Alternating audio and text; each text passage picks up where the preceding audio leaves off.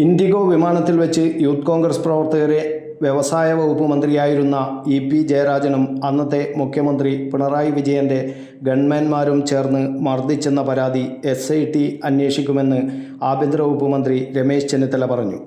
ജയരാജനെ കുറ്റവിമുക്തനാക്കിയ report കോടതി നേരത്തെ തള്ളിയിരുന്നു. ആ സാഹചര്യത്തിൽ ഒരു അസിസ്റ്റന്റ് കമ്മീഷണറുടെ നേതൃത്വത്തിൽ SIT രൂപീകരിച്ച് തുടരന്വേഷണം നടത്തുമെന്ന് മന്ത്രി വാർത്താസമ്മേളനത്തിൽ പറഞ്ഞു. ആഭ്യന്തര സുരക്ഷയിലും ക്രമസമാധാന പാലനത്തിലും പോലീസിനെ സഹായിക്കുന്നതിനായി 1000 ഹോം ഗാർഡുകളെ ഉടൻ നിയമിക്കുമെന്നും ചെന്നിത്തല പ്രഖ്യാപിച്ചു. ഉയരമേറിയ കെട്ടിടങ്ങളിൽ തീപിടുത്തമുണ്ടായാൽ സ്കൈ ലിഫ്റ്റുകൾ ആവശ്യമാണ്.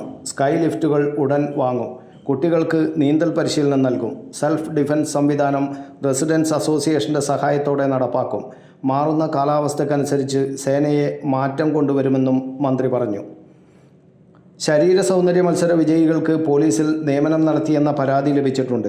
DGPയോട് റിപ്പോർട്ട് ആവശ്യപ്പെട്ടു. അനർഹർക്ക് നിയമനം നൽകാൻ പാടില്ലെന്നാണ് തീരുമാനമെന്നും മന്ത്രി പറഞ്ഞു. News bureau, Kannur media.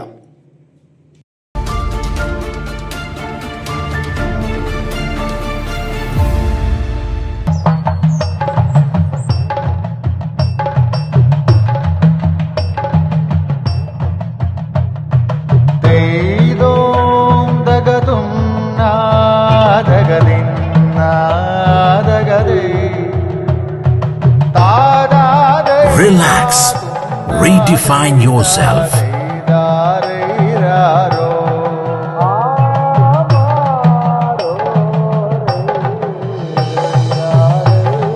Green Planet Hotel, near Kannur Airport, Mattannur.